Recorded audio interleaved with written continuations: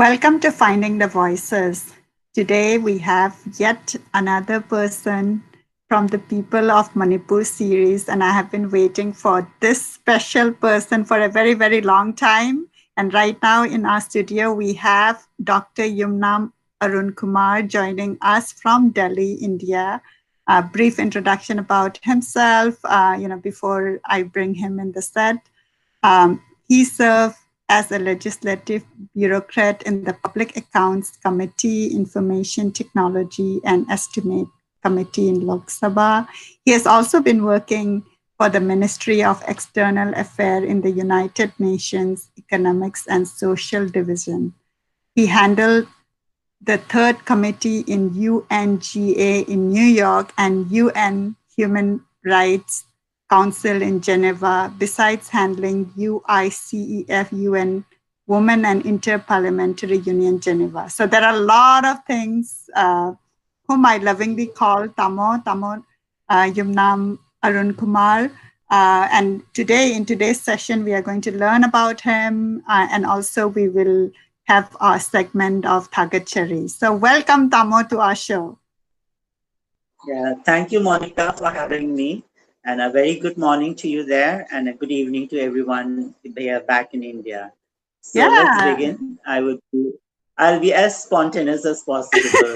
uh, I love to be, like coming out something from the heart, not like just cultivating something and speaking something which I am not. So I think I would be as spontaneous as possible. Yeah, I love that. And also for our listeners, it takes us a lot of time to get our guest speaker to our set. And, Tamo is one person really. I have been trying to get him. And today, finally, it worked out. So thank you so much. Sorry for the delay. It would have been always my pleasure, and it is my pleasure now also to be on your show. But then there were certain things which was beyond our control. But anyway, finally, it has happened today. Yeah, definitely. All right. So I know that, Tamo is doing a lot of good stuff, but I always love to hear about, our upbringing, about our growing. So if you can start, with your introduction from childhood, about your family, that would be awesome. Yeah, see, I was born in Uripok, Naremtong, to Yumnam Kesho and Yumnam Omgi Thambal Devi. And we are eight children, so eight siblings. I'm the youngest and the eighth child. And we had a very good childhood with so many brothers and sisters. And being the youngest, I have been the most pampered one. But nonetheless, I was also quite responsible during my childhood. I love gardening. I used to help my parents. I used to help my brothers, sisters. Then used to go for my studies, and always had a balance between what I'd like to do in life and as well as home. Like you would be very surprised that when I was quite young, I joined a music club called the Blue Heaven.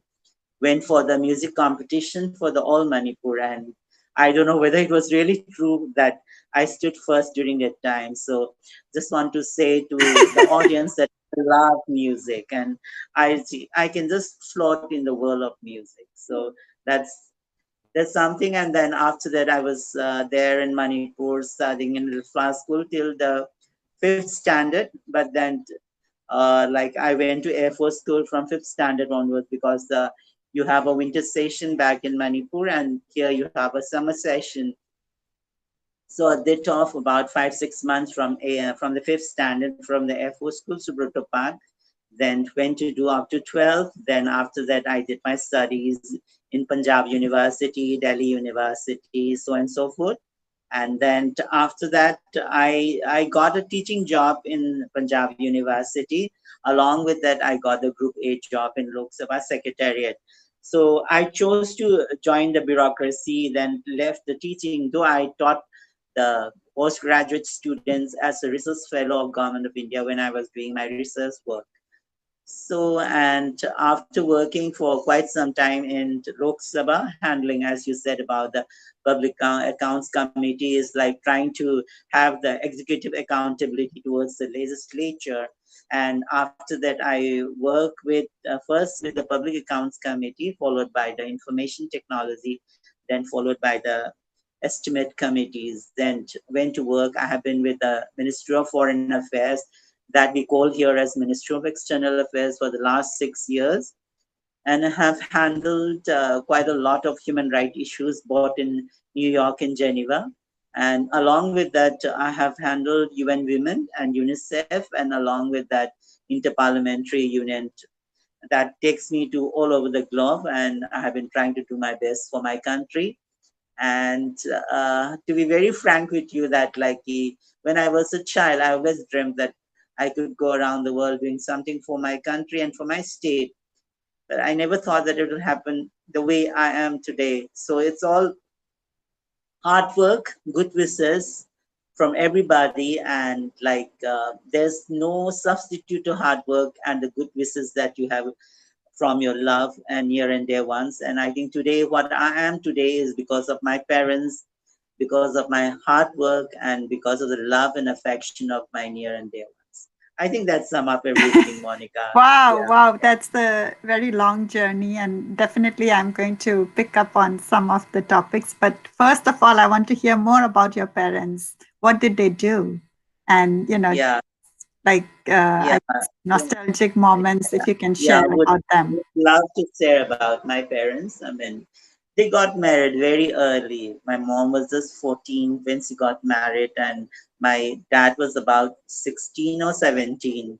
So they had Wow. their first, yeah. And the first child was born when my mom was 15 years old. But then my mom always wanted to educate herself, but during that time, probably because of the social compulsion or the norms there, the women were not so and allowed to go for further educations or even the initial stage of education. So she was discouraged by her parents. But when she got married with my father, a love marriage, she always thought that her husband should be well educated and to be in the and very well placed as a gazetted officer of the government of India or anywhere. So when they got married, my mother toiled a lot and educated my father, and then finally he became a gazetted officer. From there on, it was a big struggle for them. They started from the scratch, had 8 children, and educated them as much as they can. So they have given up everything. And I think today all of us are quite well placed in the society, and I think we have to really, really give a lot of thanks to our parents for making us what we are today. So they have really worked hard. And then I would certainly love to share about my mother. Like my mother, though she didn't have the formal education, but she was more than educated, because as a like in the sense, like she always tried to learn something from everyone, even from us also. Like she tried to educate herself in spite of not getting the formal education.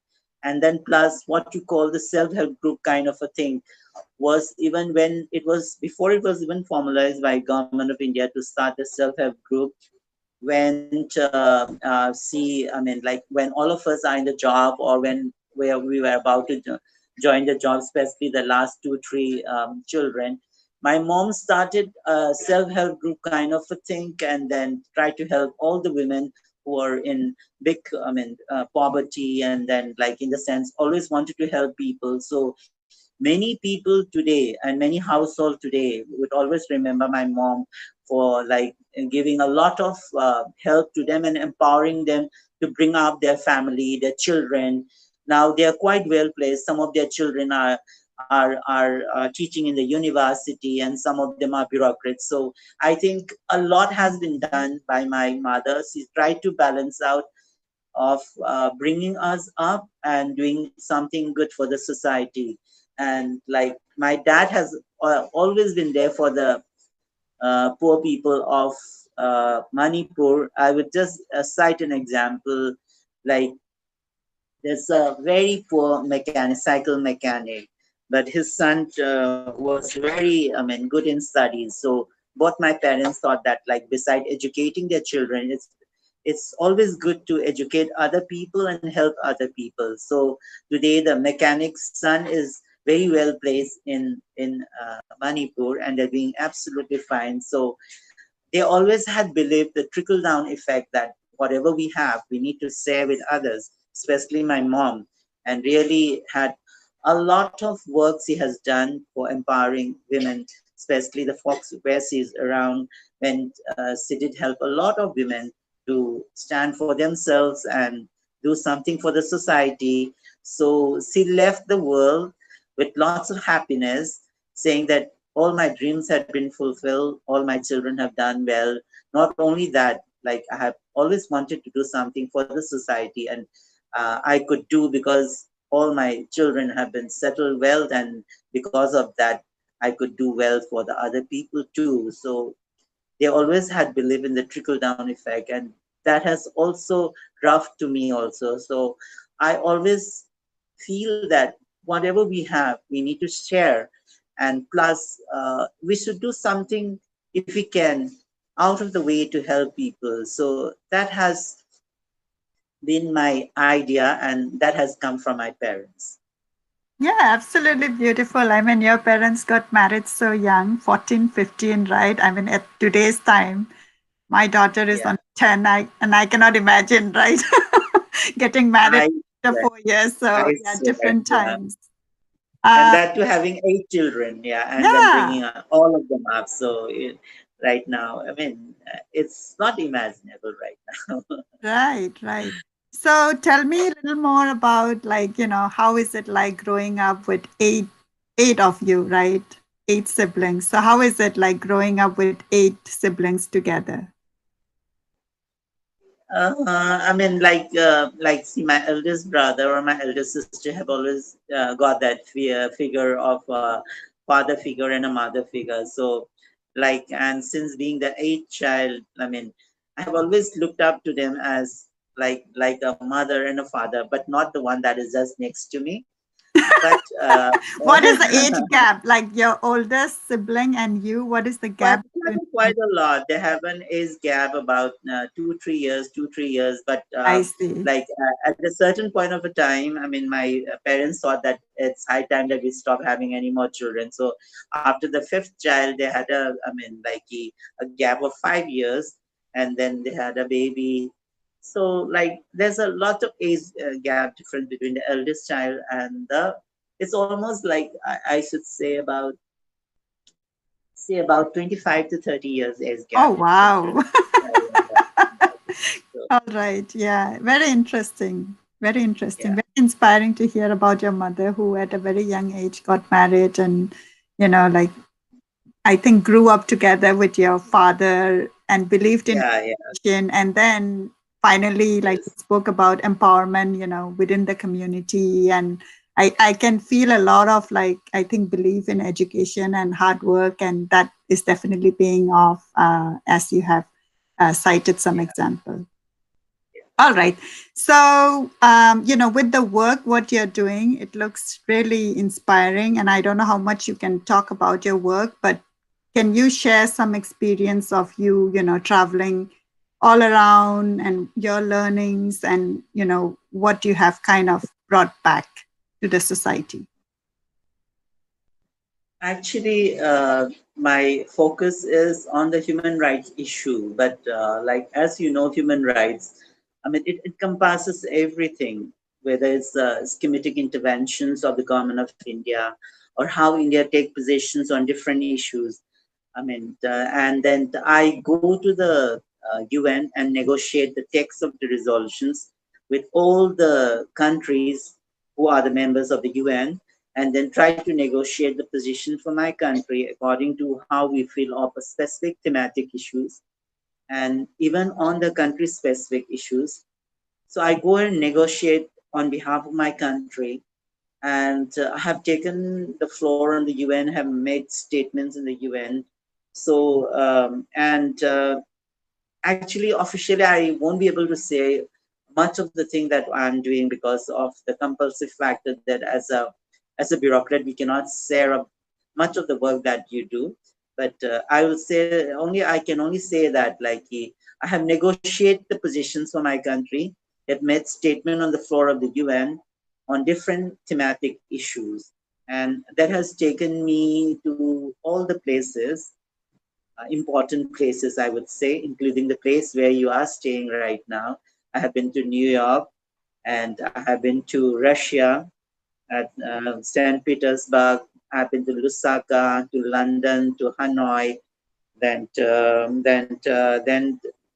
quite a lot of places. I mean, now even I'm even forgetting the places that I have visited. But and recently, I have been to Austria, then quite a lot of places like was there in Boston, went to Harvard, and quite and have traveled and tried to learn from the process of being an officer and trying to learn things from the best of the brains of the world, sitting together with them, then negotiating the positions, trying to know the dynamics of the international politics and the international relations, and try to learn from them, and in the process try to put what you feel about certain thematic issues, which has to be in consonance with the positions that we have for our country. So that's some of the work that I'm doing. Yeah, amazing. Yeah, I do know that. I mean, you have the obligation not to, I guess, talk about projects and details, Yeah. as per your work. But also, I want to highlight that, sometimes when you do that, we don't know like what's happening, right? And I think many of us, like, we aspire, like, okay, what kind of like, and many of our listeners are young people who are looking for, okay, what are our prospect of work? And I think it's very inspiring. At least, you gave a glimpse Yeah, of what it entails. just to say with you, like in the sense, if any of the audience or the friends that are listening to us, if somebody would like to see the statement that I have made on the floor of the UN, they can just go on the UN live, then Google it with Dr. Yumnam Arunkumar, and I think a lot of uh, statements that I have made on behalf of India on the floor of the UN would be able to watch by the friends who are watching us. So, like whether it is on the water and sanitation issues, or whether it's on the women empowerment issues, that the way I have taken the floor on the UN, I think they can watch those videos because they are recorded. When we make it's made live, but they're still in the archive of the UN. Awesome. Yeah, thank you for that pointer. I myself have not seen it, so I'm going to watch that and definitely share the link to our listeners too. All right.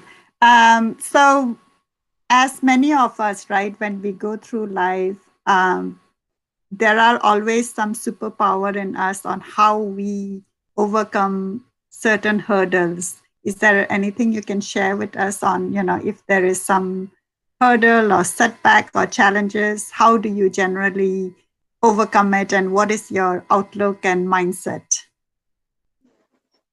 I'll be very frank and candid in the question that you have put.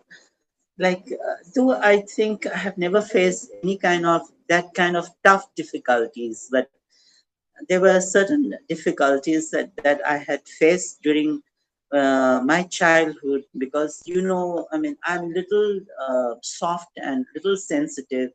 I mean, like in the sense that even my voice is very thin. So, like when I was growing up, like whether it was in the phase of my school or anything, people, used to feel that I'm towards more on the feminine side than rather than towards boys' side. But I would say that a bit of things were there which I had faced during my school days and even in college days. But I think once, if they come to know what kind of person I am, and I mean, like in the first impression is that oh, this guy is very soft. But once they realize that being simple and being stupid, there's a lot of difference. And I believe in being simple and not being stupid. And once they realize that all those things they had about me had gone, so there's a few difficulties that I had. Then one more difficulty that I normally face even today is like in my own country, like people find it very difficult that I belong to India. Even the well-educated people do have that. Like I would just share an instance when I went to the mall, and when we had that border issue with China. So I was just trying to pay a bill. So a gentleman just came up and said, "Oh, Chinese are not wanted here." So that was really disturbing for me. So I just ignored for the first time. Then again, he came and said that, "Why the Chinese? Why the hell are you guys here?" I was completely taken aback. I said that, "Here, Mr. Gentleman, one thing that even if I'm Chinese, you have no business to talk to me like that. And first of all, I'm not a Chinese. I spoke in Hindi in I mean, I'm quite capable of speaking in Hindi. And I said that I'm an Indian, and you people have no business to say I'm a Chinese or whatever it is. So I find difficulty of my identity even in my own country. Then second thing, a dilemma is that when I go to UN and when I'm there in the floor of the house, uh, our delegation sits next to Indonesia because of starting with India and Indonesia. And so they're always confused that, I'm an Indonesian, not an Indian. So like, and even on the high tea, when you have diplomats of different countries, so they would say that, oh, you could be, certainly be, diplomat from the Chinese, you can be identified as a Chinese or a Korean or a Japanese. Also, I find it a complete dilemma for me that in the international platform, people find it very difficult to digest that you are an Indian. Here in my own country also, I mean, people find it very difficult to digest that I'm an Indian. So that's a dilemma for us. But nonetheless, I would certainly not say that it's a limitation on the other part, not me, but it's how you carry yourself and how you blend with the mainstream and how you carry yourself and how you have mingled with the people. Everything changed. I always say to people that, like, especially the colleagues who keeps asking, about how much you are an Indian and how much you are not. I say that when you look at, when I look in the mirror, then only I realize that I'm a little different from you people. But when I'm thinking or in my thought process or when I'm just interacting with you people without looking into the mirror, I never feel any different from you. So how you say that we are different from you people?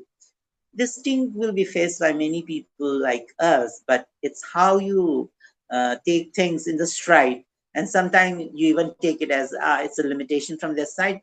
I mean, it's okay. So because our looks are different, and but I think people have not been so educated to know that such features and such kind of people also live in India. So I think in spite of being educated, many people are still uneducated on this ground.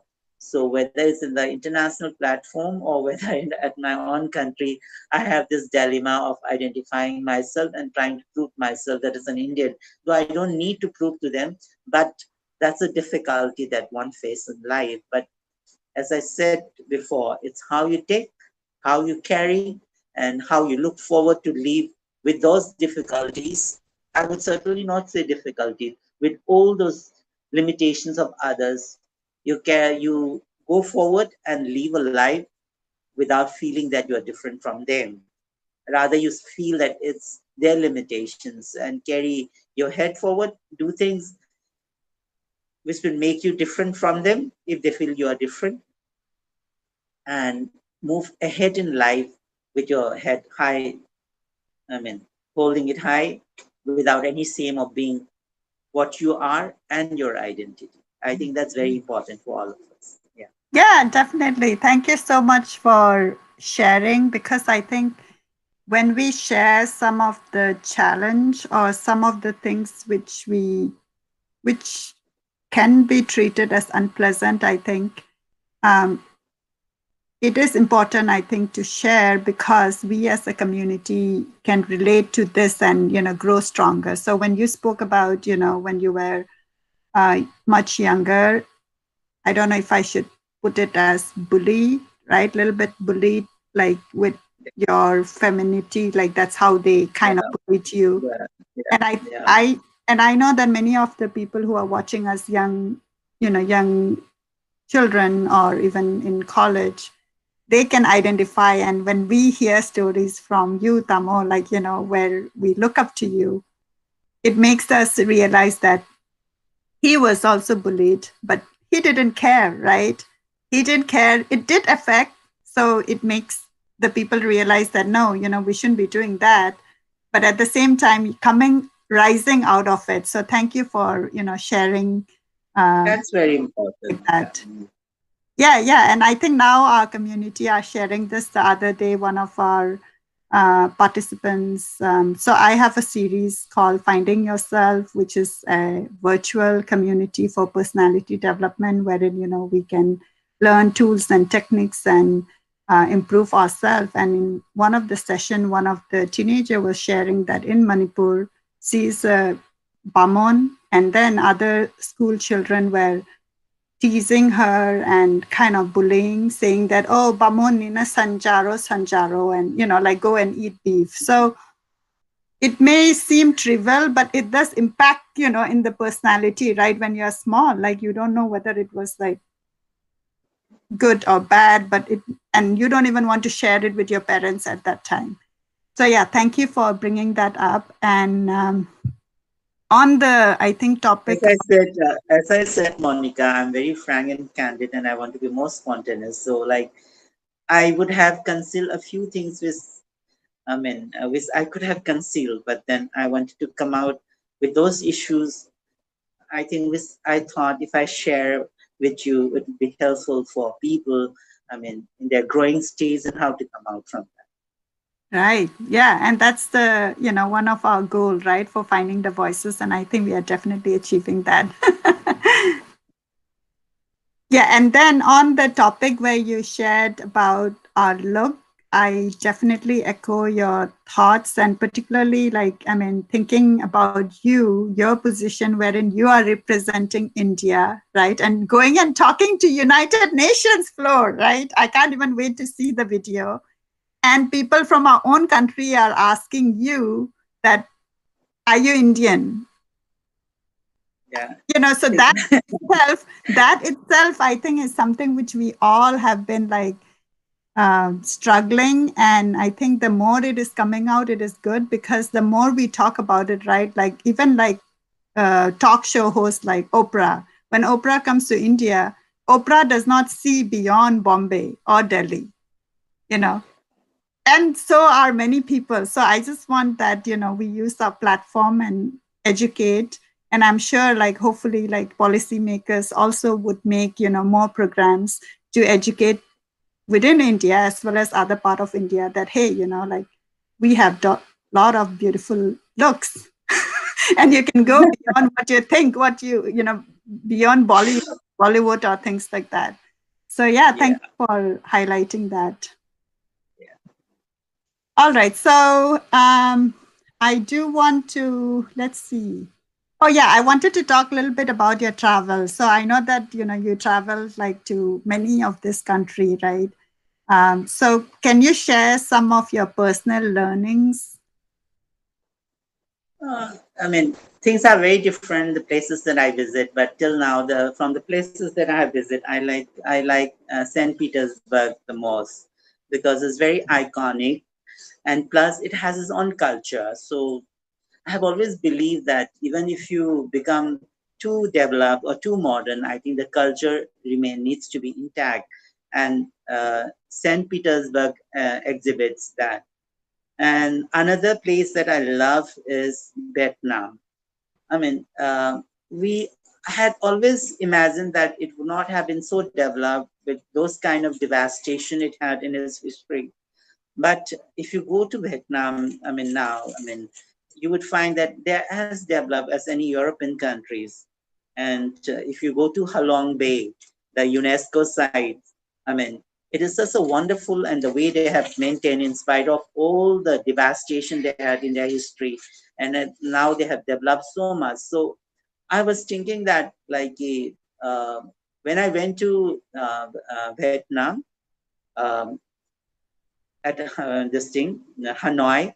I mean, I went to Halong Bay. And Halong Bay, I mean, like when I went to Halong Bay, I remembered Lok Lake because Halong Bay is in the UNESCO site that is preserved by the UNESCO as a heritage site. And a lot of money has been put by UNESCO to preserve and to develop that place. So I studied quite a lot from there. And I thought in my own state, the Loktak Lake can also be a UNESCO site.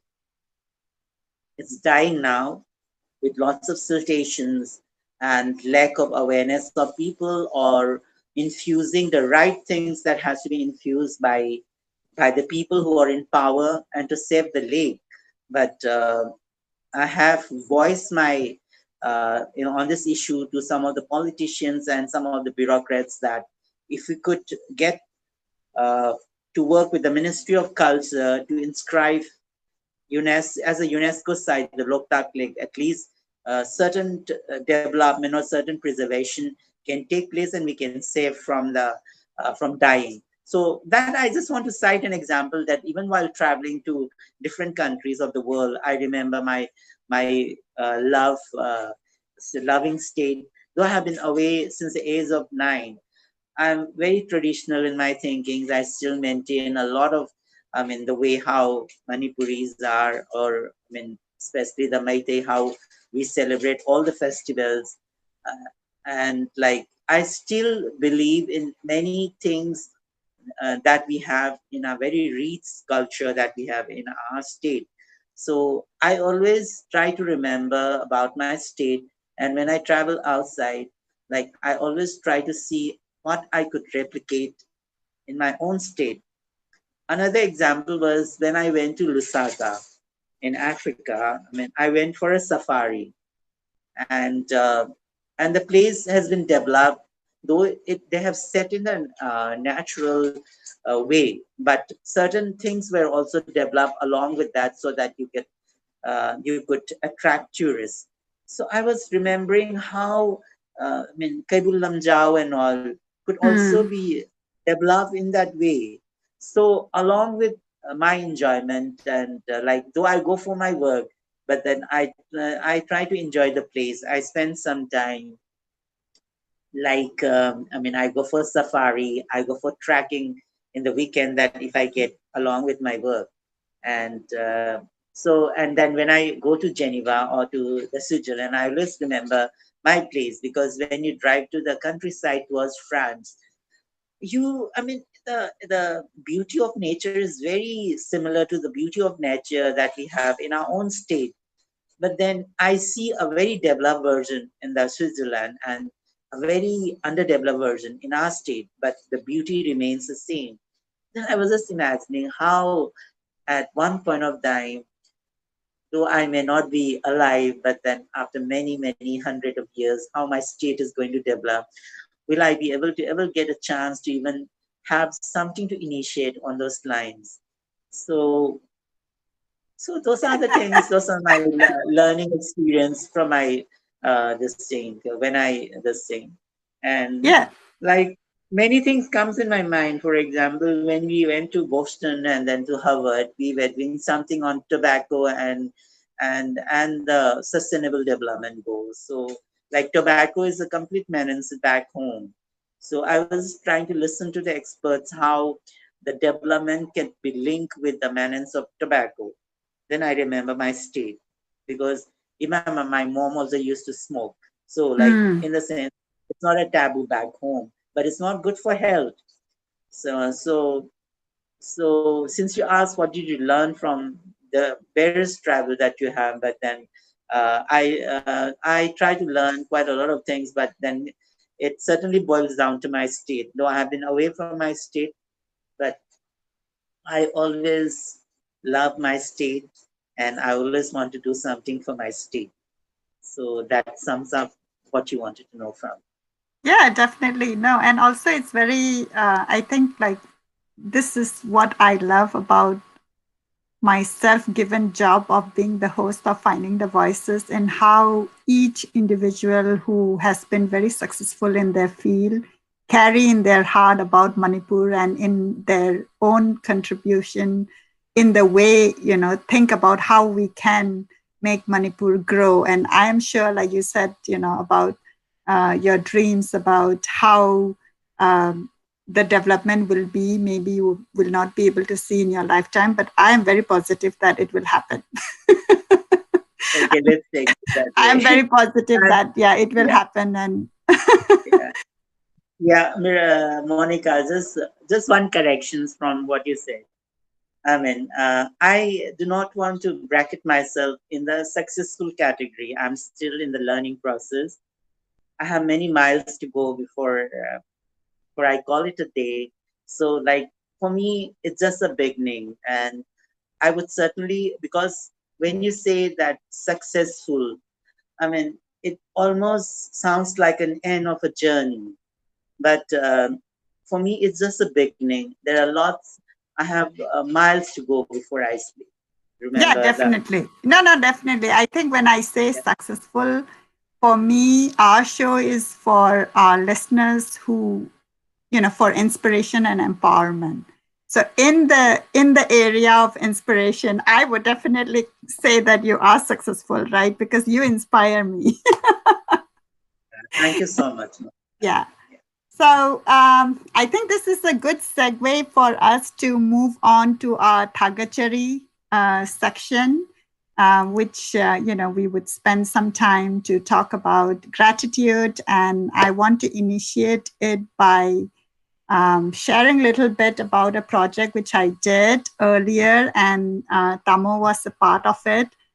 So let me share a screen. Okay.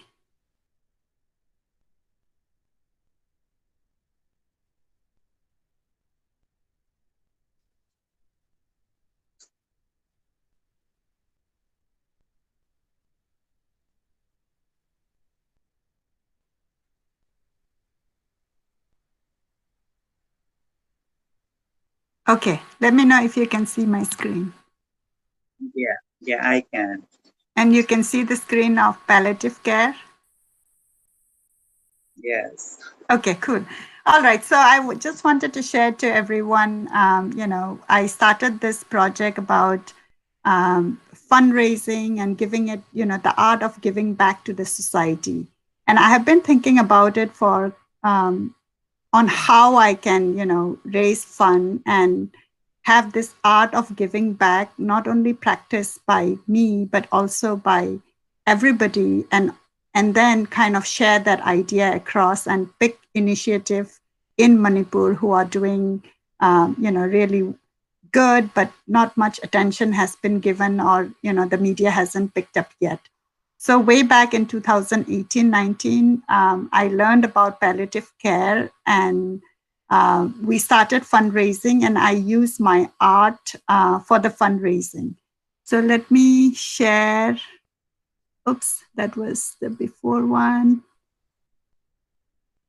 So when I started sharing about, and Tamo, can you see the Instagram page? Yeah, I can. Yeah. Okay. Okay. So when I started sharing it in Instagram, and I'm not like a professional artist, I just started learning how to paint. And this was taken on the first session. And this was, as you can see, this timestamp was in December 19, 2018. And then I had another session. And over here, I shared a story about what my mother told me about her experience being a volunteer for palliative care. And let me take a moment to read that out. Uh,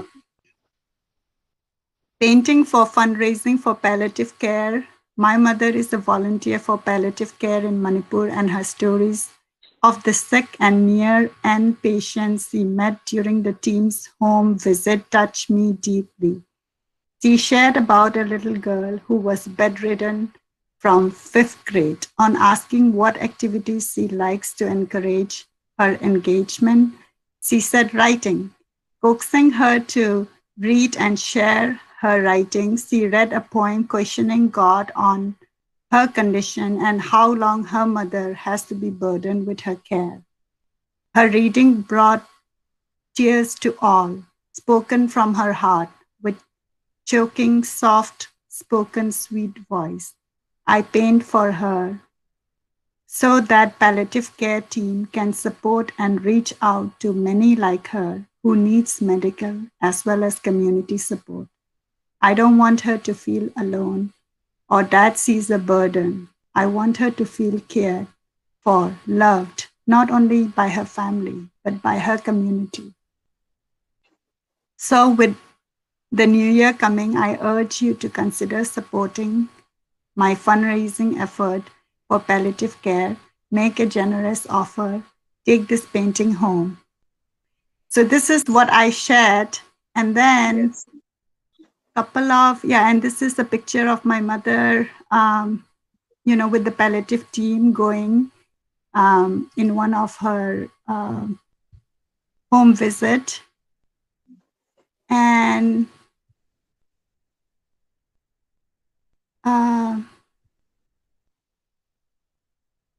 okay, and then I got a offer for the painting, and as you can see, right, like how this painting was like, I wouldn't definitely grade it like really good, but I did get an offer, and it was none other than Tammo. So I Yeah. just And wanted it's well to, placed now. Yeah. It's well placed at my home. Yeah. yeah, and then my sister did deliver the painting, and our listeners can definitely look into all the pictures. So it it's bringing me tears in my eyes as I was reading about the cause.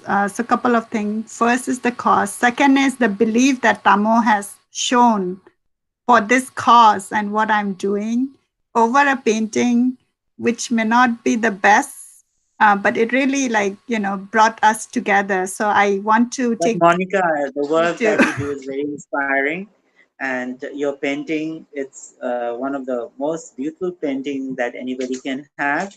And not the painting, but the work that you are doing is so beautiful. It has no words to express, especially you and your mom. And I lovingly call her Ima. So, I mean, it's very rare to have a combination of doing something for the society and having a professional life. Like me, I do a lot of my professional work, but like the way you people do, have less time for doing many things like this. So a small bit of here and there, even if you associate with me, I would consider as a complete, I mean, pleasure from my side to have even a small thing on what you guys are doing. So it has always been pleasure to associate with you, and certainly very inspiring. Thank you. Thank you. So, with that, I wanted to start this thagatchari segment because when I started the project, I tried different things. Initially, I tried I thought like it would be a good idea to collaborate with other artists in Manipur, and that would kind of also be a promo for their work and or do photography, but it didn't quite pan out to the scale I was thinking. And then I'm like, okay, let me try my painting, and somehow that's shifted. And so thank you for believing in our cause. And uh, it's also about, I think, spreading examples of the art of giving within our community, which I feel is very much needed in personal growth. So thank you. Absolutely. Absolutely. So, with that, I'm going to turn it to you, and I want to definitely listen to your nominations on Thagatchari. So, generally, what we do is we have Thagatchari at the level of personal, you can nominate someone at the personal space. And then you can also nominate someone at the level of Manipur, somebody who is contributing for Manipur. Let's start with those two. Yeah, like the first, I mean, it would be bought at the personal level as well as at the Manipur level. Like my brother, Yumnam Kumar, the deputy CM, would be my nomination for thagatchari. Not that he is my brother, but if you look it very neutrally, he has done quite a lot for our state, especially during the trouble time when he was the Director General of Police. He was there for 7 years, And before that, also, he has contributed a lot on how to deal with the law and order issue. Then, luckily, with fighting election for the first time after retirement, he became deputy CM. And he believed in making our state self sufficient. And he believes in the land reforms. He believes in organic farming. He believes in going to the interior of the state and do something for the state. Though it's very difficult, I mean, from a bureaucrat and to be a politician, but I think he has blended well of the bureaucratic experience that he had, and now as a politician, I mean, he's trying to blend both of them, both from the bureaucratic side as well as what he is now today as a legislature. So I think for me, I would certainly keep him as my top nomination for thagatchari because of not just being a brother, but for trying to bring something, some change in our state. So that I would certainly nominate him as my first this thing. Then a lot of work has been done by Ina Sarojna Lini. I would like to nominate her also because at her age and to do certain things like for the palliative care and also trying to enrich and the knowledge of the literary work that has been done by many good authors and the writers of our state. And at her age and with lots of difficulties of health that she has, and now, I mean, she is though staying with her daughter, but still, I mean, like her husband passed away with lots of emotional turmoil, difficulties. She has come out from that phase and trying to do for something for the society, leaving behind her emotional and personal issues and trying to do something for the society, which at her age, it is extremely commendable. So I think my second nomination would be her.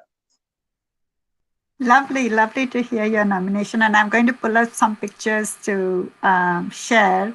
But I also want to hear about your nomination at the global level. Who do you like, I don't know, like who do you follow, podcast or books or at the global level?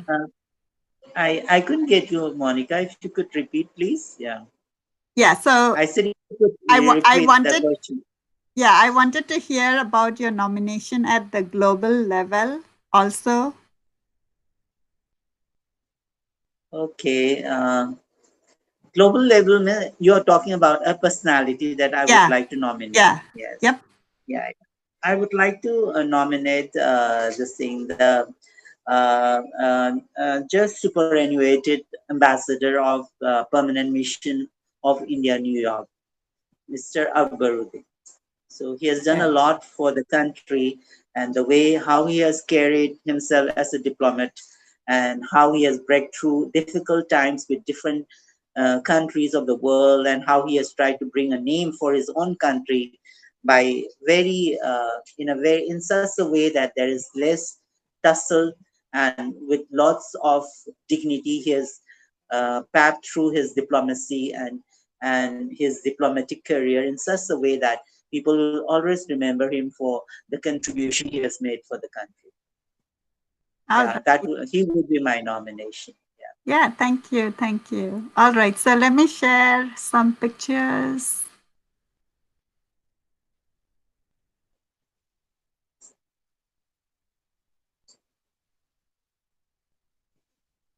All right. So I did a Google search on Yumnam Yeah. Kumar, and this is the picture which came up, which Tamo had nominated. Yeah.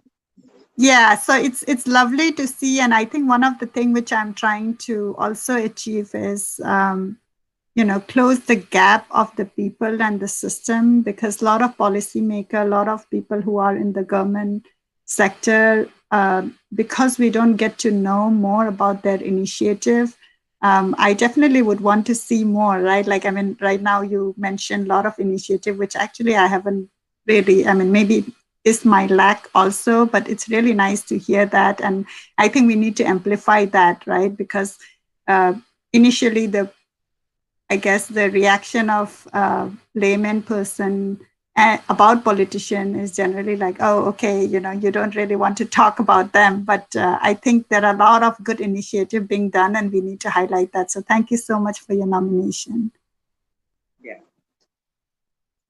All right. And okay, so this is a picture of my mom, and Tamo had nominated her for her work in different segments, volunteering for palliative. Also, right now, for our listeners who have been listening, we do have a Facebook Live every week, and we are going to have one tomorrow, wherein she is sharing about her knowledge and experience and bringing up Manipuri literature.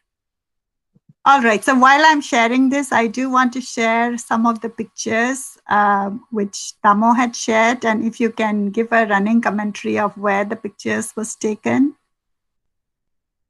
This is taken in the New York UN building. Like when I had gone for my work, it is behind is the UN building in New York. Okay. Yeah. And this is the UN Human Rights Council in Geneva, where the UN is there in Geneva. When I went for my council's meeting, this is the inside view of the UN Human Rights Council. All right.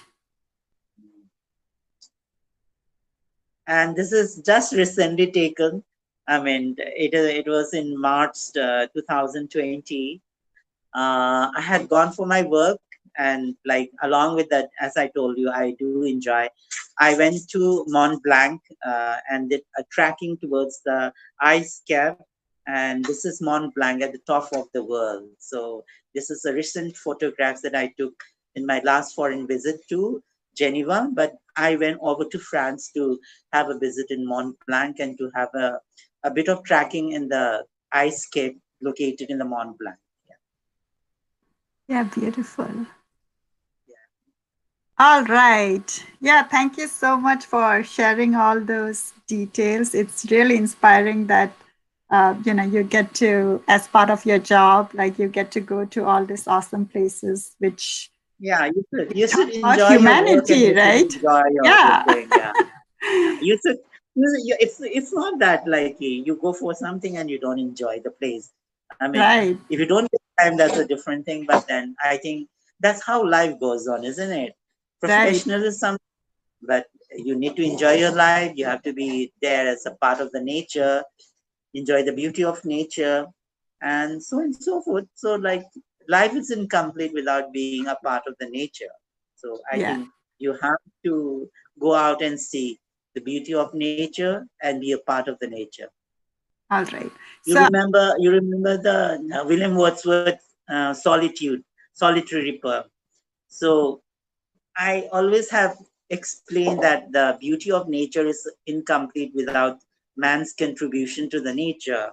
So I completely believe in that solitary reaper poem, but the solitary reaper, the way William Wordsworth had described would have been completely incomplete without man's contribution towards the beauty of nature. So I do believe in that. So I believe in tracking, watching things about the beauty of nature. I click a lot of photographs of flowers and the beauty of nature. So that's me. Yeah. yeah, and also I hear that Tamo, you do write, and I'm hoping that I can get to hear, and also our listener get to hear some of your writing. Yeah, I love writing, but because of my busy schedule, I mean, I have not been able to write things. But I would certainly share a poem which I wrote, I mean, a few years back. But then it had something to do, like uh, like my parents passed away one after the other. Mm, So I was quite, in the sense that after, like, I couldn't spend time with them because they have sent me out to educate myself in Delhi since the age of 9. And then after I finished my education, I got the job here and then could not spend time. And my mom and dad always used to call me and said that, why don't you call us? why don't you come home? I used to keep telling that, oh, I'm so busy, mom, I'm so busy, dad. I mean, I'll call you. But then I forgot to call them sometimes, and then mom used to be very angry with me. But then you realize that when they pass away, I mean, like you realize that, oh, I mean, have been done something very wrong. I should have spent more time with my parents. So taking that as a background, I wrote a poem, with, I mean, uh, if you say, I'll share with you, but Yes, please, please. yeah, yeah, it's a little symbolic, but I have to read out because I don't think I'll remember by heart. So, like, Yeah, please, in the please. sense, the title of the poem that I wrote, I don't know whether I could really call it as a poem, but it was like a symbolic, the way how I felt when my both my parents passed away one after the other. So the title of the poem is "The Boat That Will Never Return." The boat that will never return. Far in the western horizon, lost in the blue oblivion, the ship, the boat, or the ship, both of them sailed away from. It was with me, but it sailed away. I asked myself why.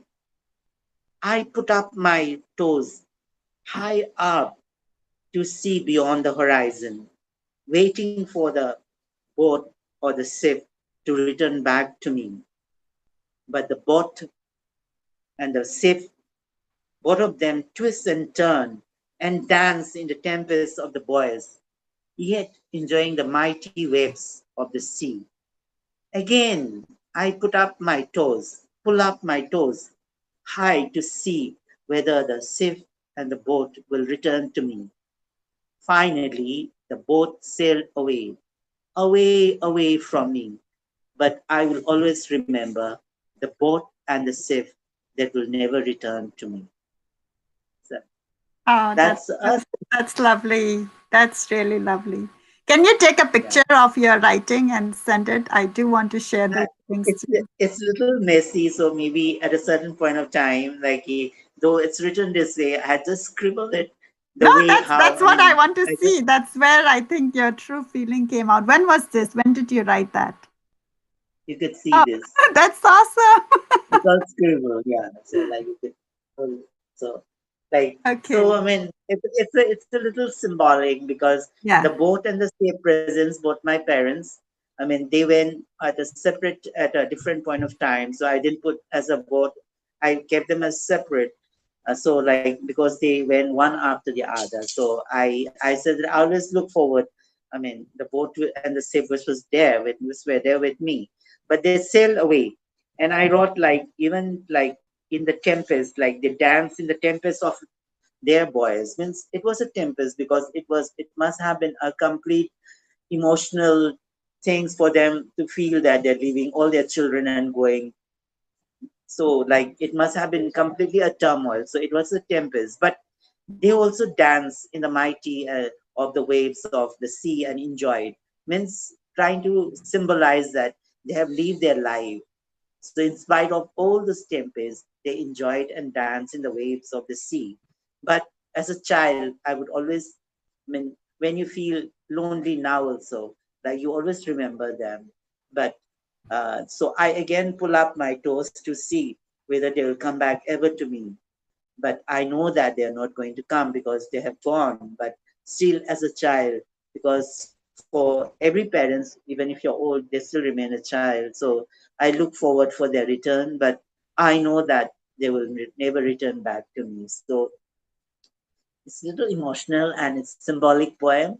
I don't know whether it would qualify as a poem, but like this is it's a like kind of trying to reproduce your thought process or what you have inside emotionally. It just come on the paper. So that's what I mean. I Yeah. love writing, but especially when I'm completely sentimental or when you say, I mean, but uh, I would say something that like I'm quite sentimental, but then I always say to myself that it's better to be sentimental rather than to be a machine, because if you are a machine, you can't be sentimental because you can't have emotions. but I feel proud that I'm sentimental. That's why I'm sensitive towards others. So, but sometimes if you're too sentimental, you don't become practical. But if you become too practical, you become like a machine. So it's better to be sentimental rather than to be a machine. So I would certainly still belong, would like to still belong to that category of being sentimental. Yeah, absolutely. And I think, as you put, right, machine and emotions, definitely, I think the emotions and the stories we have is important, right? It's like all the other things what we achieve, maybe statistics and things like that. But I think when somebody leaves, it's how that Yeah. person has made you feel. And I can see it from your poem, like how your parents have so much of impact. And you have a wonderful, lovely handwriting. So yeah, thank you for sharing Oh my such a God. passionate poem. All right, so I know we are at time. I'm really enjoying our conversation, and I do want to ask one more question. I have seen Tamo being such a wonderful father, and with utmost loving bonding with your daughter. Just wanted you to share a little bit about your life being a father and sharing on that. Yeah, Tamfa, I mean, as you know, the meaning is jewel. So she is the jewel of my life. And the meaning of life, I mean, changes. You are also parents, so you know that the meaning of life changes as you become, I mean, parents. So like all the, all the, things in the world becomes completely not so relevant when it comes to your children. Like I would give up everything, even the highest professional career that can offer, if I have to do something for my child. Because though it is difficult, but then I have always believed that it's like running a rally, like 4 into 100. I have done my share of my rally, and I need to pass on the baton to my child. So I have always believed that. So that's how, I mean, not that I want to replicate her the way I am, but then certain values and the norms that have been taught by my parents. I mean, I would certainly like to instill, and I would like to pass on the baton to her. And so, I mean, I'm more like a friend to her rather than being a father and a daughter relationship. We are more friends, and I have always been telling her since she was a child that we are the best of friends. We always give high. So she has always believed that I am a friend to her. So she comes out with all the issues that she has in her life, and she shares with me everything. Everything means like I would certainly not like that she shares all the things that she doesn't leave anything, but certain things which she needs to share, she almost share with me. So when she has a problem, she would come running to me. This is the issue. When she has something to say, something good, she comes to me. So like life has always been like, that it's like a crest and a trap. So you got to be there when the person is in the crest or when it is in the trap. So like when she's in the crest, it's better, but when she's in the downwards, then I try to bring her in the crest and then trough again. So like, so I have always been a friend to her, and would certainly, like, as parents, we always try to impose certain things because I know it is wrong. I hear from many people that don't impose, let the child do the way or the she should do. But then, when it comes to your own child, then it becomes difficult not to impose. But I try to do check, like I should not impose. And like Tampa keeps telling that you're too over possessive and you have issue, you have everything to say on everything. So now as she grows up, I also try to pull back certain things, not to say things every time. So it's a like as you know, like the child grows up. um, I mean, there is a way that they can express their feelings. Like when they were very small, probably they could not express their feelings. Now when they express their feeling, we have to appreciate them, and then we'll have to go with the flow that she's now expressing what she has in her mind, and respect that for her. But nonetheless, there has to be a check and balance for that also.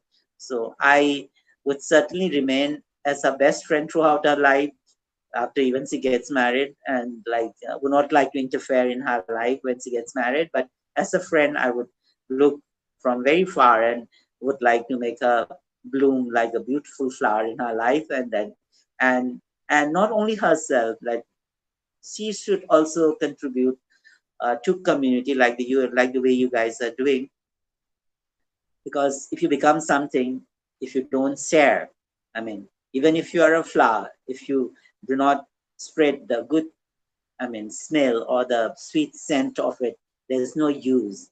So yeah, if you're a flower and if you do not cannot spread that good scent that you have, then it's completely useless. So I would certainly like to bloom my daughter into a beautiful flower with lot of scent that she could spread for other people with lots of love and care and happiness, and be, uh, I mean, very caring towards others and see others' viewpoints also, and take care and take people forward uh, as much as she can in her life. These are the basic things that I want to teach her, and those are the basic things that I would certainly like to remain intact our relationship throughout our life. Yeah. Yeah, beautiful. Thank you so much for sharing. I think, like, as we have come from generations, the way the relation between children and parents are changing, right? And I definitely see the open concept in you. And I thought that was really beautiful and wanted to highlight that. So thank you for sharing. So, with that, we are coming to an end of our show. Is there anything else you want to add before we end the show? Uh, I'll just take a minute of or so. Like as I said, when I met you personally, I think I shared that I love cooking. Cooking is something which I really like. Cooking and singing, I really like. I read books, but left quite long time back. Uh, I love reading, especially the romantic stories, like especially like I was revisiting Love Story by Eric Segal because it has celebrated its Golden Jubilee because it was published on 14 February on the Valentine Day, 1970, and now it has completed 50 years. So the nuances of the romance and how it could replicate in the real world. I mean, when you read a romantic novel, you fantasize and you feel that, oh, how wonderful it could be. It could happen in the real world. So those are the things that I have. And besides my work, I really try to enjoy my life as much as I can, because life has to be of multifacets kind of a thing, because it's not only one way. You have to see different aspects of life and live a full life before you say goodbye to the world. So that's my motto, and I certainly would follow till I close my eye and say goodbye to this earth. Thank you, Monica, for having me. Is there any chance that you can hum one of your favorite songs? Since I know that and you have shared that you love songs and singing. I think probably that will be a little difficult right now. I think we have to leave those things for the next occasion. I'm sure this is not the last time we'll be interacting. You giving me an opportunity to make to intermingle and have an interactive dialogue with you in future. So next time it will be a cooking class, and singing some romantic stories and some beautiful music and songs. So let's leave that for the next time, because I All think right. our audience would be completely tired of hearing so many things. So let's leave those aspects for the next time, Monica. All right, let's do that. And definitely, I look forward to having you on another show. There are a lot of things, we can cover and we can learn from you. So thank you so much, Tamo, for sparing Thank you, the Monica, time for and having being in me. our show. Yeah, and I would just like to add that you are a personality which is very, very inspiring for people. You could do a lot of things for the society, which is good. Keep the good work going, and remain as what you are, with a good blending of your family life, your professional life, and the life for the society. So keep doing the good work, and I would certainly look forward you reaching to different stages, and would certainly look forward in future life that you're doing so well and better than what you are today, Monica. Thanks. Thank you. Thank you. Thank you so much, Tamo Kurumjari. And to Yeah, all yeah. our listeners, Thank you for watching our show. Do write the comment. I know that this show was supposed to be live, but I'm going to post it and it will be as a live. But we do miss that interaction. So I would definitely recommend you to post your comment, share your thoughts, and we can definitely take that in our next show. So thank you so much and keep tuning in. Yeah, thank you, Monica. Have a wonderful day. Goodbye. Yeah, thank you.